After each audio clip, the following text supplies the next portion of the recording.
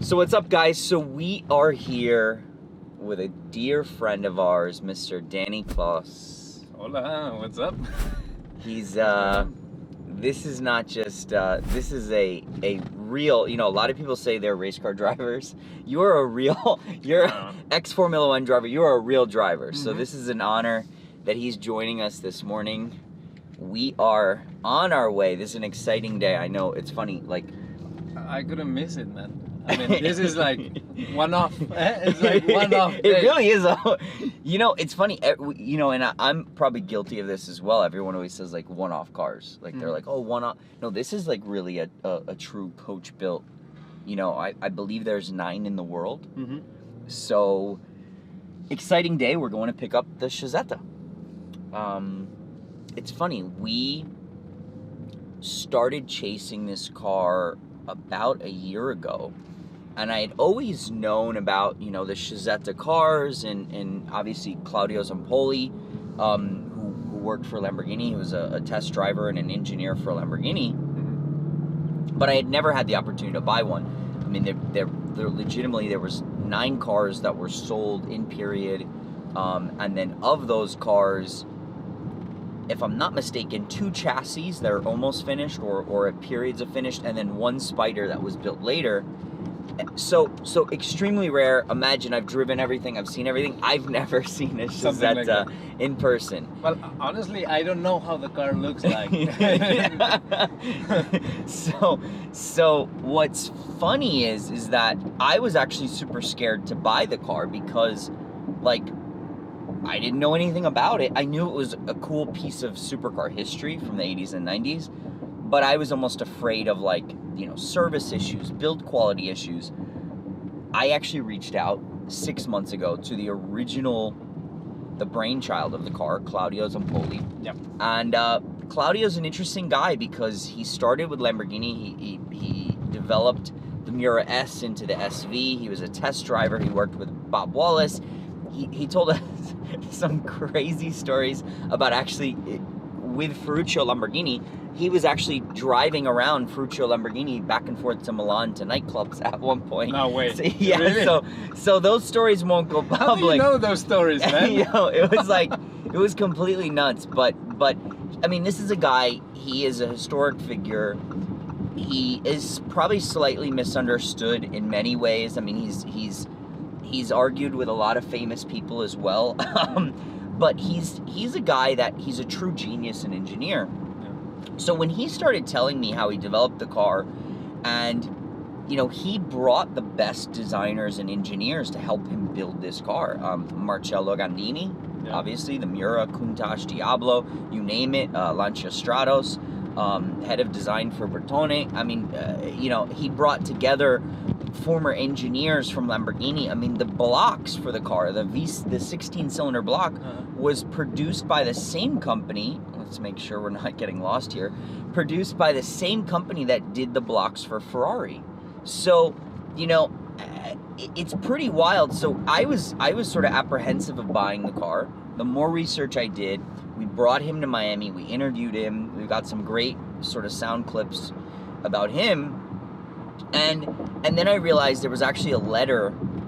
There's a guy that created a book about Cizeta, and there was a letter. He put together all these great photos. So there was a letter from Ron Dennis at the time, who had just started developing McLaren F1, to Claudio, so impressed by his fit and finish of the Cizeta, actually saying, wow, you've done an incredible job with this car. So it's sort of a, you know, it's actually a really wild story. We'll sort of tell more of the story, but right now we're on our way to the Port of Miami, to one of the bonded warehouses, to pick up the car for the first time being in the US. This actual car was ordered new by the Sultan of Brunei. Is the number 9 this one? Yes. Okay. Yes. So it was, actually, no, I'm sorry. It was number, I have to look at the number. We have to look at it. We have to look at the number. So I think it was the 6th car built. It was the Geneva Auto Show car.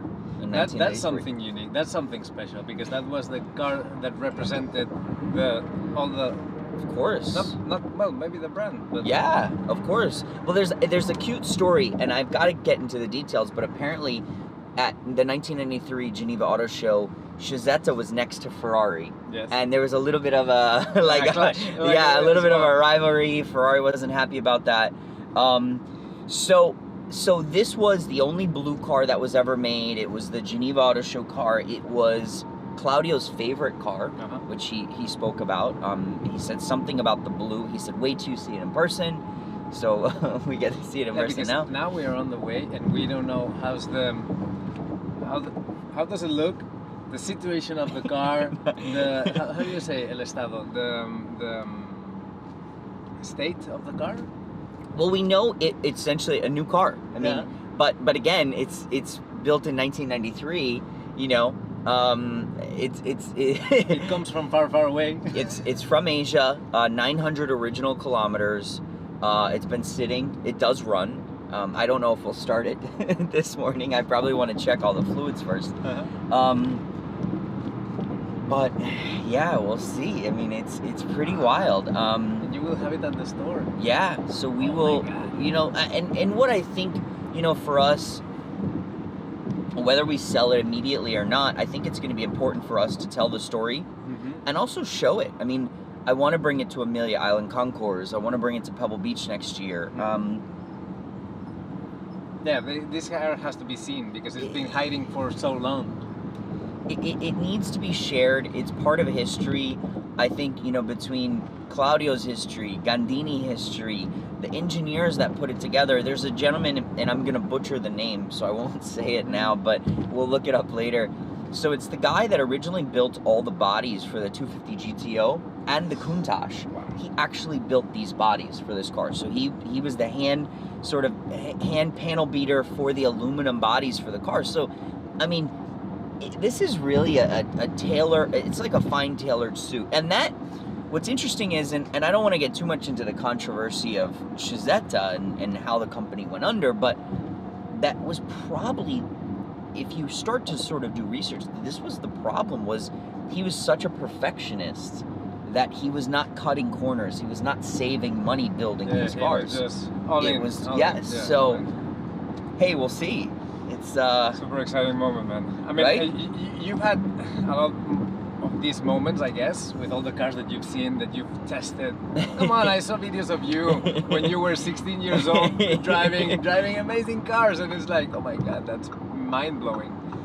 But of course, it's like a new present, a new toy that's coming out of the box. I mean, I would say this is probably one of the more exciting, because I've never experienced one. I mean, it's, you know, the first time we got a Bugatti EB110, the same excitement. It was, I had never driven one. I had never been around one. This was we've had two now.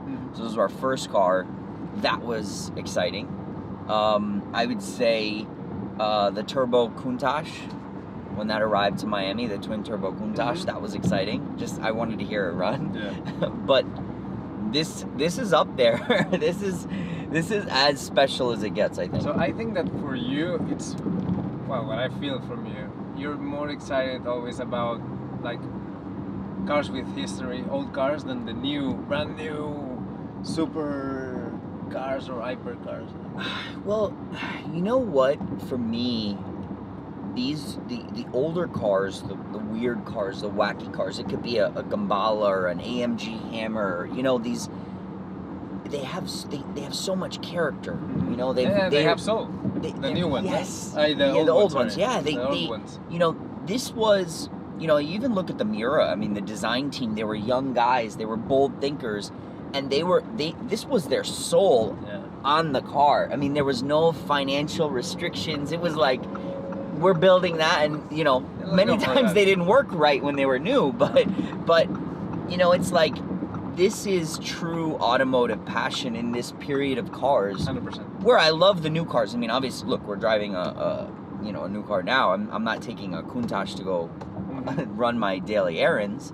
But you know, the creature comforts. You know, obviously, Bluetooth is amazing, and navigation and comfort. Yes, but they are made for comfort. For nowadays cars, they are made for, and don't misunderstand, but just to make everything so easy, and for people who, come on, I mean, nowadays who knows how to drive a shifter car?